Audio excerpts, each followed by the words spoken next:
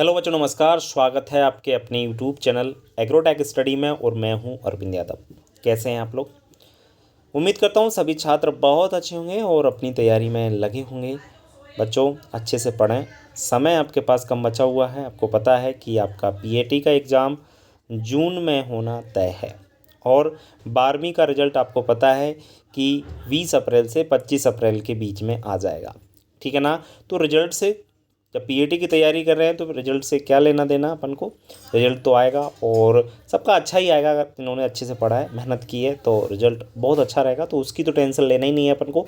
बाकी अभी जो तैयारी जो करनी है वो पीएटी में अपनी जान झोंक देनी है, अपना पूरा 100% इस समय आप लोग जितनी भी छात्र हमें सुन रहे हैं, जितने भी छात्र वीडियो देखते हैं, मैं उनसे बस एक ही बात कहूँगा कि इस समय किंतु परंतु ये सब चीज़ें छोड़ दीजिए। बस अपना 100%, अपना पूरा 100% उसमें झोंक दो। कुछ भी हो जाए, जो भी है, यदि सिलेक्शन लेना है तो। आपको पता है, कल मैंने बताया था कि फॉर्म बच्चों के बहुत कम भरे जा रहे हैं। आपको पता है कि लास्ट 2-3 साल से कम फॉर्म भरे जा रहे हैं। लास्ट ईयर तो सिर्फ 17,000 फॉर्म भरे गए थे। तो इससे आप आइडिया लगा लीजिए कि फॉर्म यदि कम भरे जा रहे हैं तो कंपटीशन भी कम होगा और सिलेक्शन होने के चांस आपके बढ़ जाएंगे। ठीक है, तो बस लग जाइए। यदि किसी बच्चे को नोट्स की आवश्यकता है तो मोबाइल नंबर नीचे दे रखे हैं। जो बच्चे बाहर बड़ी बड़ी इंस्टीट्यूट में पढ़ने नहीं जा सकते हैं, उनके लिए हम लोग हेल्प कर रहे हैं।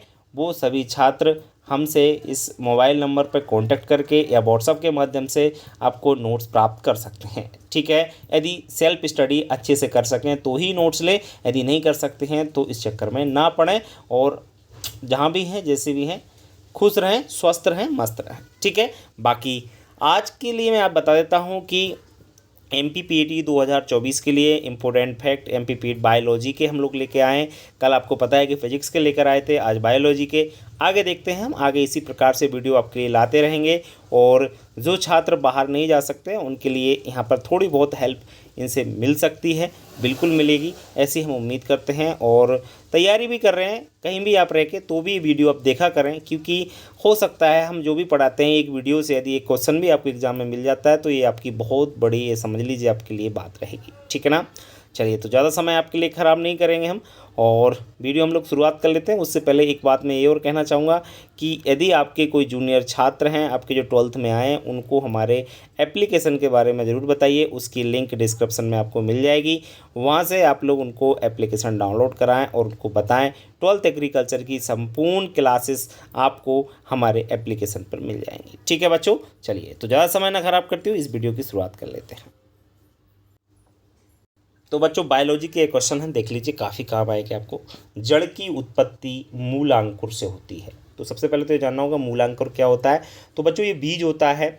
बीज में जहाँ से जड़ निकलती है उसको मूलांकुर कहते हैं, और जहाँ से तना निकलता है ऊपर की ओर, जहाँ से तना निकलता है उसे क्या कहते हैं? प्रांकुर कहते हैं। ध्यान रखना, तना निकले तो प्रांकुर, और जहाँ से जड़ निकले नीचे की ओर उसे क्या कहते हैं? मूलांकुर कहते हैं। बीज के जिस भाग से जड़ निकलती है उसे मूलांकुर कहा जाता है, और जिस भाग से तना निकलता है उसे प्रांकुर कहते हैं। ठीक है ना? ये याद रखें आप लोग। आलू तने का रूपांतरण होता है। आपको पता होगा कि आलू जो होता है ना, एक नीचे लगता है, नीचे मतलब मिट्टी में लगता है, भूमिगत होता है, तो वो कोई जड़ नहीं है। क्योंकि बहुत सारे बच्चे ऐसे सोचते हैं कि नीचे लगता है तो जड़ होगा, तो आलू जड़ नहीं है। क्या है? रूपांतरित तना है। ध्यान रखना आप लोग कि तना का जो भाग होता है वो तना फूल जाता है, फूल जाता है तो वो एक आलू का रूप ले लेता है, जिसे हम लोग खाने के रूप में प्रयोग कर सकते हैं, मॉडिफाइड स्टेम। ठीक है। सरसों एवं चना जो होता है, इसमें मूसला जड़ पाई जाती है। कौन सी जड़ पाई जाती है? मूसला जड़। तो मूसला जड़ क्या होती है, यहाँ पे अभी बात करूंगा इस वाले पॉइंट में। देखिए कि जड़ जो होती है ना बेटा, वो दो प्रकार की होती हैं। एक तो मूसला जड़ होती है, दूसरी अपस्थानिक। तो मूसला जड़ और अपस्थानिक जड़ कैसी होती हैं वो थोड़ा सा देख लीजिए। मूसला जड़ को इंग्लिश में टैप रूट्स और अपस्थानिक जड़ को एडवेंसियस रूट कहा जाता है। क्लियर? तो देख लीजिए कैसी जड़ होती है। देखिए, मूसला जड़ का मतलब होता है मूसर के जैसे, बिल्कुल सीधी अगर जड़ जा रही तो ये मूसला जड़ कहलाएगी। और इस प्रकार से जड़ है ये इस प्रकार, जैसे गेहूँ देखा होगा आपने, गेहूँ देखा है कि नहीं देखा है? गेहूँ, मक्का, बाजरा, इनकी इस प्रकार से जड़ होती है। तो ये होती है अपस्थानिक जड़ और ये होती है मूसला जड़, जो कि मूसर की जैसी होती है। ठीक है ना? चलिए बढ़ते हैं आगे। नेक्स्ट देखिए आप लोग, नेक्स्ट पॉइंट है आपको, पौधे जो होते हैं वो मूल रोम द्वारा पानी एवं पोषक तत्व अवशोषित करते हैं। देखिए पौधे जो होते हैं, आपको पता है कि पौधे की जो जड़ें होती है जनरली इस प्रकार से जड़ होती है, इसमें पतले पतले बाल होते हैं। देखें कि नहीं देखें, जड़ों में देखा होगा आपने, पतले पतले क्या होते हैं, बाल होते हैं। इनको मूल रोम कहते हैं। इन्हीं क्या कहते हैं, मूल रोम कहते हैं। और ये क्या करते हैं मूल रोम, ये नीचे रहते हैं मिट्टी में, तो पानी और पोषक तत्वों को एक अपने द्वारा क्या करते हैं, अवशोषित करते हैं और पूरे पौधे में पहुंचाने का काम करते हैं। पूरे पौधे में क्या करते हैं, पहुंचाने का काम करते हैं। कौन, मूल रोम। ठीक है ना। मूल रोम का मतलब सीधा सीधा ये है कि जड़ में जो पतले पतले बाल टाइप होते हैं ना, पतली पतली जड़ें होती हैं, पतले पतले बाल जैसे होते हैं, उन्हें मूल रोम कहते हैं। दलहनी फसलों की जड़ों में ग्रंथियां पाई जाती हैं। तो आपको पता होगा कि जितनी भी दाल वाली फसलें हैं सब में ग्रंथियां यानी जड़ें में जो नोड होती हैं जिनमें राइजोबियम नामक जीवाणु पाया जाता है, जो कि वायुमंडल से क्या करता है, नाइट्रोजन स्थिरीकरण करता है। सलजम की जड़ शंकु आकार होती है। शंकु आप लोगों ने देखा होगा, सलजम देखा है कैसे होता है। शंकु इस प्रकार से होता है, आपका होता है कि नहीं होता, शंकु मतलब संघ के जैसे होता है, आपने देखा होगा इस प्रकार से। ठीक है। गाजर में भी शंकु रूप जो कि मूसला जड़ होती है जनरली पाई जाती है, इसी प्रकार से आपकी रहती है। गाजर की भी जड़ आपने देखी होगी। ठीक है ना, सिंपल से पॉइंट है दोनों। सभी द्विबीजपत्रीय पौधों में मूसला जड़ पाई जाती है। सभी द्विबीजपत्रीय, तो पहली बात तो ये पता होना चाहिए कि द्विबीजपत्रीय को क्या बोलते हैं। देखो इंग्लिश में बोलते हैं इसको डाइकोटिलीडन्स, और द्विबीजपत्रीय का मतलब क्या होता है वो देख लीजिए। आपने देखा, जैसे मैं एक उदाहरण देकर बताता हूँ, जैसे मूंगफली है, चना है, कोई भी फसल ले लो, तो ये द्विबीजपत्रीय होती हैं। द्विबीजपत्रीय का मतलब इनका जो बीज होता है ना, वो दो भागों में बट जाता है। और एक होता है एक बीजपत्रीय, मतलब जो एक भाग में ही बटता है। जैसे गेहूँ है, तो गेहूँ एक बीजपत्रीय में आता है, मतलब इसके बीज को दो भागों में नहीं बांट सकते हैं, समझ, तोड़ सकते हैं। अगर आपने इसको तोड़ने की कोशिश की तो टूट जाएगा, 3 जगह से 4 जगह से टूट सकता है गेहूँ। लेकिन जैसे आपका जो होता है चना, मूंगफली, जितनी भी दाल वाली फसलें हैं, मसूर है, तुअर है, इनको दो भागों में आसानी से तोड़ सकते हैं, मतलब ये द्विबीजपत्रीय।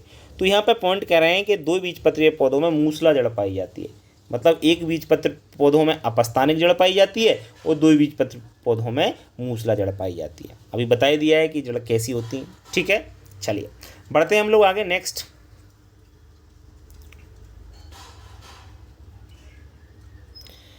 आप लोग देखिए, बरगद में स्तंभ मूल पाई जाती है। बरगद का पेड़ आपने देखा होगा, स्तंभ मूल होती है। बरगद इस प्रकार से होता है, आपने देखा होगा कि जो बरगद होता है वो इस प्रकार से होता है, बहुत बड़ा पौधा होता है और इसमें स्तंभ जड़ इस प्रकार से भी जड़ आपकी ये जो होता है ना, वो नीचे लटक जाती है और मिट्टी में नीचे घुस जाती है। देखा है कि नहीं देखा आपने इस प्रकार से, है ना। तो उसको स्तंभ मूल कहते हैं। स्तंभ मूल मतलब जड़ी होता है।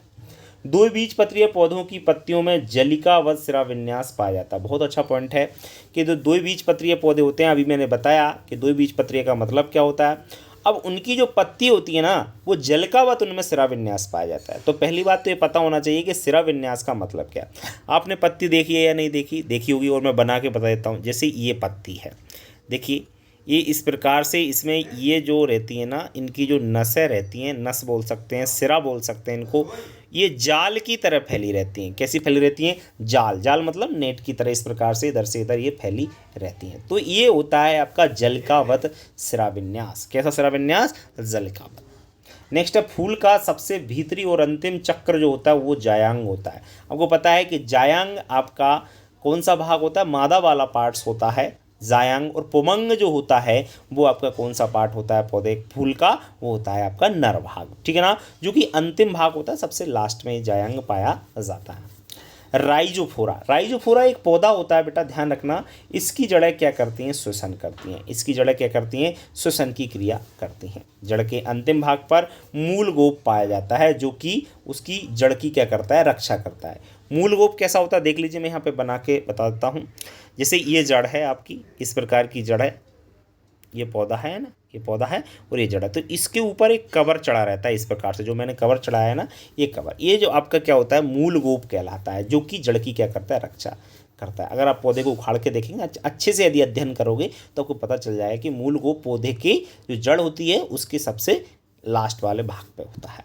ठीक है, आगे बात करते हैं नेक्स्ट पॉइंट की। पुष्प के मुख्य रूप से कितने भाग होते हैं। पुष्प के मुख्य रूप से अगर हम बात करें, मुख्य रूप से, तो 4 भाग होते हैं। कितने भाग होते हैं, 4 भाग होते हैं। ठीक है, चलिए नेक्स्ट बात कर लेते हैं।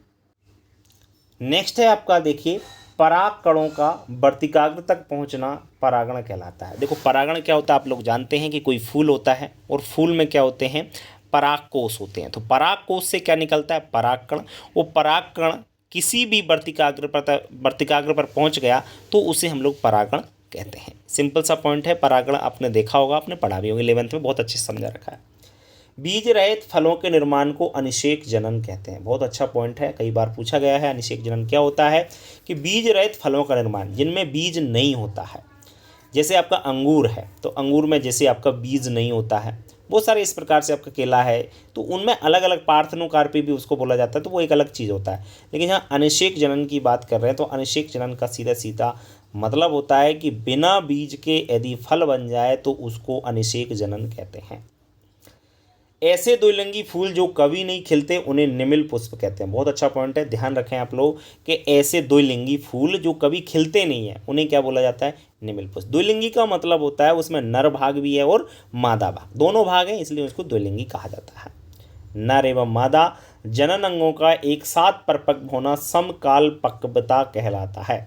देखो समकाल पक्वता का इंग्लिश वर्ड मुझे कंफर्म तो नहीं है, लेकिन शायद होमोगेमी कहते हैं, लेकिन पता कर लेना, कंफर्म नहीं है। लेकिन समकाल पक्वता का मतलब भी बता देता हूँ मैं कि कोई फूल है, फूल में दो भाग होते हैं, द्विलिंगी फूल है, नर और मादा दो भाग होते हैं।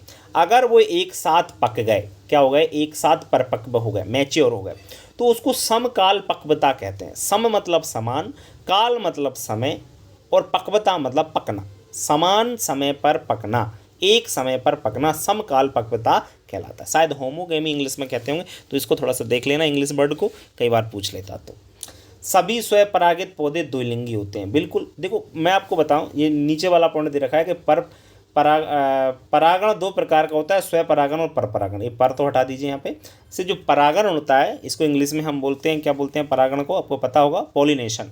तो पॉलिनेशन 2 टाइप्स का होता है। परागण कितने प्रकार का, 2। एक तो होता है स्वपरागण और दूसरा होता है परपरागण। स्वपरागण का मतलब होता है कि जैसे कोई फूल है, उसके परागकोश से परागकण निकल करके और उसी फूल के वर्तिकाग्र पर अगर गिर जाते हैं तो उसे स्वपरागण कहते हैं। और यदि वही परागकण निकल करके किसी दूसरे पुष्प के वर्तिकाग्र पर चले गए तो उसे क्या कहते हैं हम लोग, उसको परपरागण। पर मतलब होता है पराया, दूसरे फूल पर यदि जाते हैं ना तो उसे बोलते हैं परपरागण। क्रॉस पॉलिनेशन इंग्लिश में बोलते हैं परपरागण को, और स्वपरागण को इंग्लिश में सेल्फ पॉलिनेशन कहा जाता है। ठीक है, थोड़ा सा याद रखें आप लोग। आगे बात करते हैं हम लोग हाइड्रिला। हाइड्रिला में जल द्वारा परागण होता है। देखो हाइड्रिला जनरली आपको पता है कि जल में होने वाला एक पौधा है, और उसमें जो परागण होगा जल द्वारा होगा, सिंपल सा बात है आपका।